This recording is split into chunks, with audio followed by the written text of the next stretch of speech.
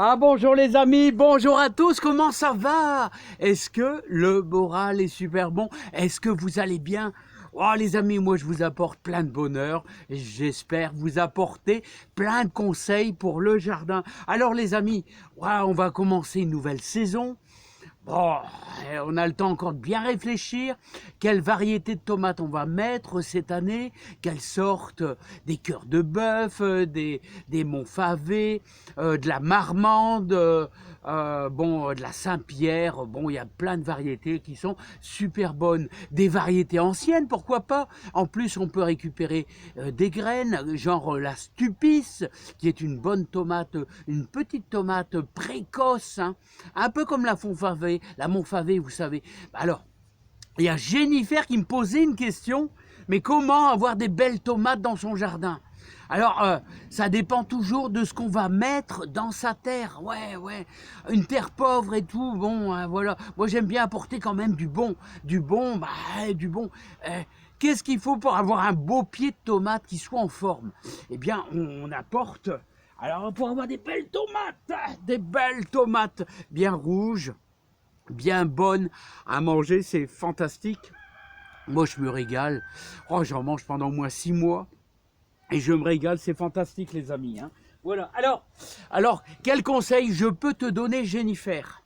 Le conseil principal, c'est bien d'amender ta terre avec un petit peu de cendre de bois, puis bien sûr, moi je mets une bonne dose de fumier de cheval. C'est le compost parfait. Voilà, il n'y a pas de secret. Voilà. Alors si tu en as pas, tu vas en chercher dans les magasins de jardinage et tu agrémentes largement.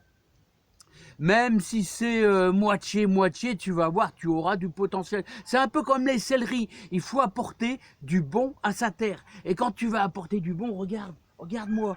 Là, tu vois sur le compost, hein, moi j'en récupère du fumier de cheval. Regarde comment c'est magnifique. Et ça, c'est du potentiel.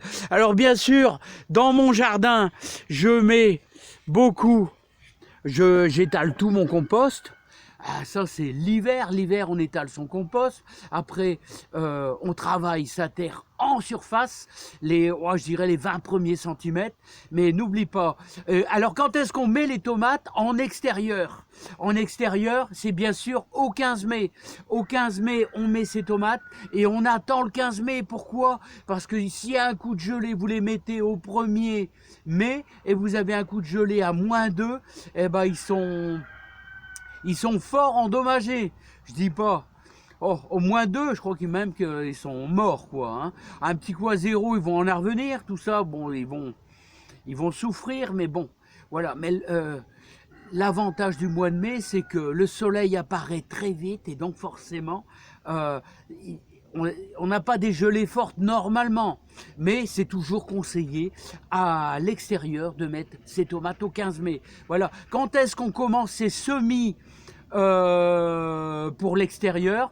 Aux alentours du 15 mars. 15 mars, c'est très bien. Voilà, dans des barquettes. Là, vous commencez vos semis. Voilà, après, il faut les mettre dans des petits pots. Voilà, des petites pots de yaourt, pourquoi pas. Mais il faut bien sûr percer le bas de votre pot. Hein. Ou alors des petits pots prévus pour les amis. Hein. Voilà, mais surtout, Jennifer, le secret pour apporter du bon, pour avoir des beaux pieds de tomates bien en forme, hein, c'est le fumier de cheval. Mais qu'est-ce que je voulais ajouter aussi? Voilà, pour leur donner un petit coup de fouet aussi, début juin, moi je leur fais un petit peu d'engrais plutôt assez fort, riche en azote, un petit coup de purin d'ortie. Hein. Voilà, puis en plus le purin d'ortie, il a plein de vertus. Voilà, non seulement c'est un engrais, quand il est très fort, ça peut devenir un désherbant.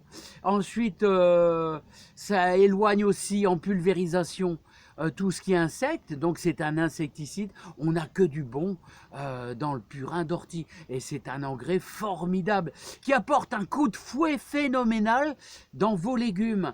Là, pour le feuillage, c'est l'idéal parce que c'est très riche en azote. Alors Jennifer, voilà, réussir tes tomates, n'oublie pas, prends un bon fumier de cheval et si tu l'as dans les centres équestres, ce que je précise toujours, il faut qu'il soit vraiment bien pourri.